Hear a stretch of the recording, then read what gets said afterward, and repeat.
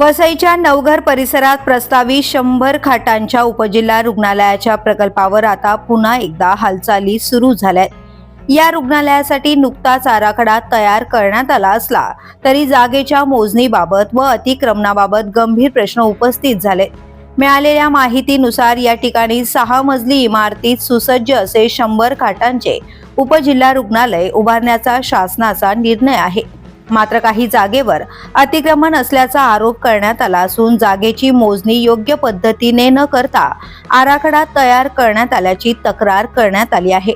या संदर्भात काँग्रेस नेते कुलदीप वर्तक यांनी प्रशासनाकडे तक्रार दाखल केली असून अतिक्रमण हटवून पूर्ण जागा शासनाच्या ताब्यात घेऊनच अंतिम आराखडा तयार करावा अशी मागणी करण्यात आली आहे। दरम्यान या प्रकरणाची गंभीर दखल घेत शेखर घाडगे यांनी भूमी अभिलेख विभाग, सार्वजनिक बांधकाम विभाग आणि जिल्हा शल्य चिकित्सक यांना जागेची पुन्हा मोजणी करून अहवाल सादर करण्याचे निर्देश दिलेत। मोजणी आणि अतिक्रमणाचा प्रश्न मार्गी लागल्यानंतर वसईकरांना अत्याधुनिक आरोग्य सुविधा देणारे हे उपजिल्हा रुग्णालय लवकरच उभारले जाईल अशी अपेक्षा व्यक्त केली जाते।